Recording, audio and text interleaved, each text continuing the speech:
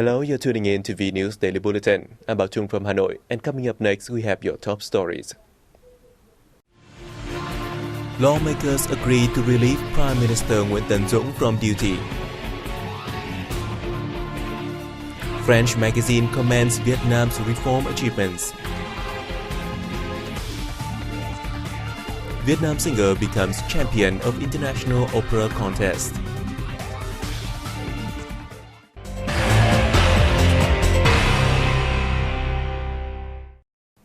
In the afternoon of April 6, National Assembly deputies voted by ballot to relieve Prime Minister Nguyễn Tấn Dũng from duty.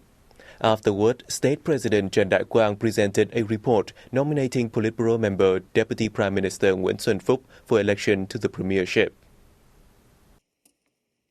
As many as 418 lawmakers, or 81.63% of the total, agreed to relieve Prime Minister Dũng of his post. The 67-year-old Prime Minister is native to the southernmost province of Cà Mau.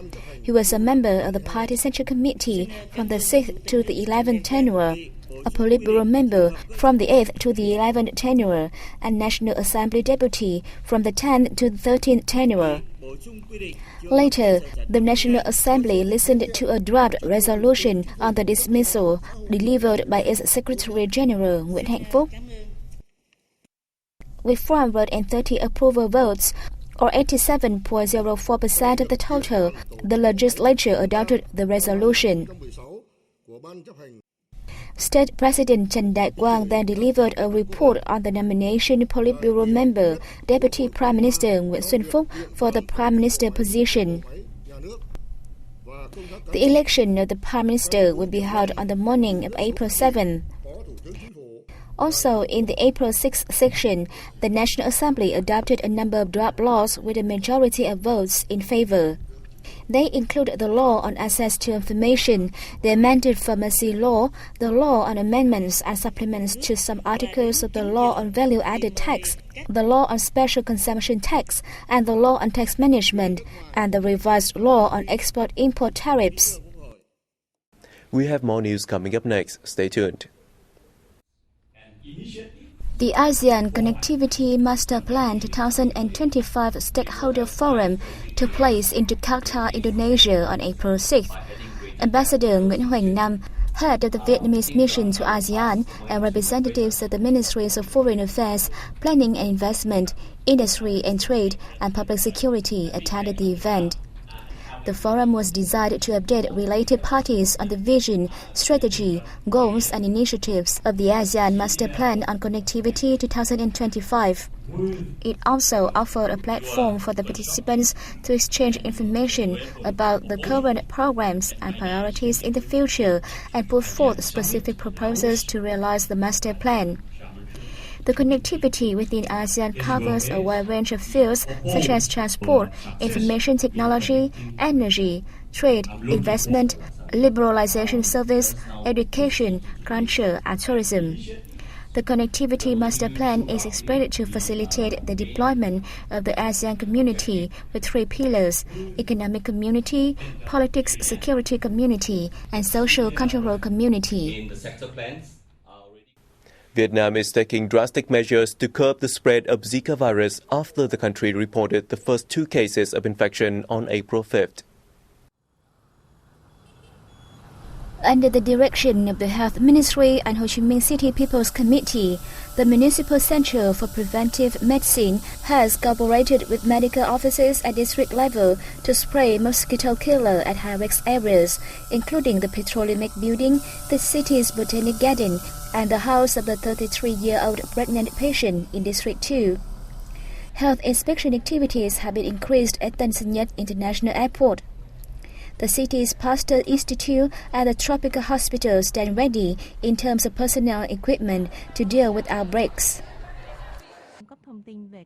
Meanwhile, the Health Department of the Central Province of Khánh Hòa, where the 64-year-old patient is residing, has also launched a campaign to spray mosquito killer in Nha Trang City with focus on high-risk areas. We also work closely with Nha Trang Pasteur Institute to conduct epidemiological examinations and test blood samples of suspected cases. In the north, related agencies at Nội Bài International Airport have taken drastic measures to timely discover suspected cases in order to control and prevent Zika virus epidemic. We work all day and closely watch passengers traveling to Vietnam. We also check goods and kill insects. On April 6th, the Health Ministry provided a temporary guideline for obstetrical officers in caring pregnant women. Zika virus has been linked to microcephaly, a condition that causes babies to be born with unusually small heads and, in the vast majority of cases, brain damage. Currently, there is no vaccine or specific medicine to treat the disease.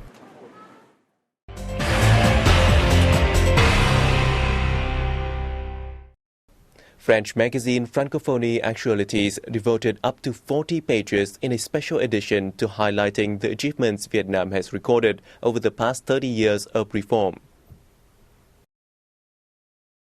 The publication included various articles picturing a Vietnam of political stability, high economic growth, social progress, and equality. An article wrote after the 30-year reform process, which started in 1986, Vietnam has escaped from its socio-economic crisis and underdeveloped status to become a middle-income nation. The country is speeding up industrialization, modernization, and international integration that its market economy institutions are nearing completion. Recalling Vietnam's 4,000 years of construction and defense, as well as struggles against French and U.S. forces, another article in the edition affirmed that it is the solidarity and patriotism that helped Vietnamese people fight against invaders and claim national reunification. Vietnam enjoyed a trade surplus of more than $2.6 billion with Canada in 2015, an increase of nearly 26% against the previous year. Statistics Canada said in the report, Canada spent $807 million on Vietnam's electronic products and accessories, $342 million on knitwear, $338 million on footwear, and $259 million on wooden products and spare parts, among others. Meanwhile, Canada exported commodities worth $513 million to Vietnam, up 18.7% compared to 2014. The North American country shipped mainly fertilizer, soybeans, and oilseeds, machines, and leathers to Vietnam. In 2014, Vietnam enjoyed a trade surplus of over $2.1 billion with Canada. Fitch Ratings has issued the long-term issuers default ratings on 5 Vietnamese banks. The following report will provide more details. Under the Fitch Ratings press release late last week, the ratings of Agribank, Vietinbank, and Vietcombank were affirmed at B+, while SCB and Military Bank were affirmed at B. The rating agency also said all banks had stable outlooks. According to Fitch, the ratings were affirmed because Vietnam's banking sector was showing initial signs of stabilization, aided by an improving economy. The long-term issuer default ratings of Agribank, Vietinbank, and Vietcombank are driven by Fitch's expectation that the government will provide extraordinary support as these entities are systematically important. They are among the top 4 Vietnamese banks in terms of assets and have strong domestic franchises. The stable outlooks on Agribank, Vietinbank, and Vietcombank reflected the stable outlook on Vietnam's sovereign rating, Fitch said. The government has ratified the draft content of an agreement between Vietnam and KfW Development Bank of Germany for the first phase of a project on smart grid for electricity transmission in Vietnam. The €65 million project will be signed by Vice Minister of Finance Trương Chí Trung and representatives of the German bank. Smart grid networks have become popular in developed countries worldwide due to their outstanding advantages such as reliability, cost savings, and energy independence, allowing more choices on electricity providers for consumers. In late 2012, the Prime Minister approved a master plan on developing smart grids, and many projects in the area have already been carried out effectively.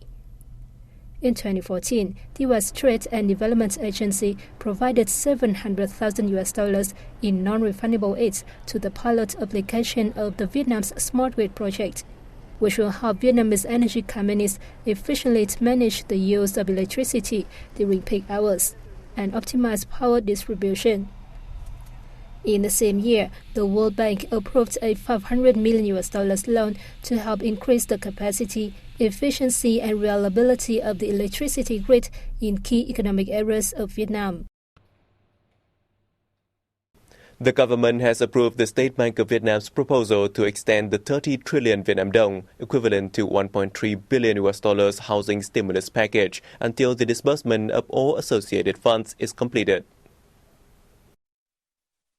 He asked the central bank to complete disbursement of the stimulus package with a preferential interest rate instead of closing it on June 1st. On March 22nd, the Central submitted a proposal to the Prime Minister regarding completing disbursement for loans committed to households and individuals to buy and rent an apartment, as well as to repair their houses. As of March 10, 19 commercial banks participating in the housing stimulus program are required to stop signing new credit contracts with home buyers. The total committed loans were valued at 30.1 trillion Vietnam dong. Banks have disbursed more than 21 trillion Vietnam dong of the total amount committed already.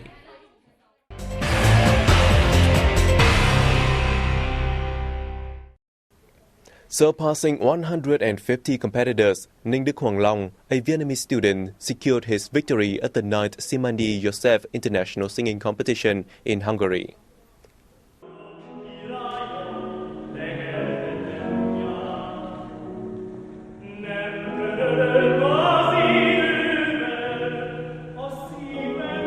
In the final round of the category for 18 to 25-year-olds, Long delivered an impressive performance of Hazam Hazam, My Country, a popular song sung by famous Hungarian opera singer Joseph Simandi.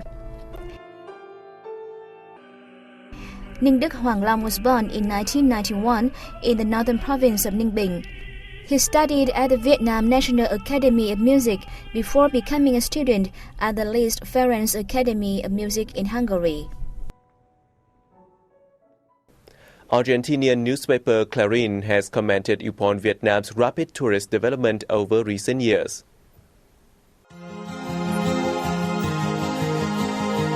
The newspaper introduced Vietnam's cultural values and scenic spots across the country, including the Red River Delta, the Hoàng Liên Sơn Range, Hạ Long Bay, Cat Ba National Park, and the Mekong Delta attractions. Each place has its own distinctive features. Hanoi is a combination of traditional and French architecture, while Ho Chi Minh City reflects a French colonial architecture. Hue Imperial City has preserved all constructions of the Nguyen royal family. Besides historical places, Vietnam has many beautiful beaches, modern tourist hubs, and good accommodations. The newspaper said, in the recent 15 years, the Southeast Asian nation's tourism has developed rapidly. Last year, the country welcomed 7 million tourists, while the figure stood at just 2 million in 2000.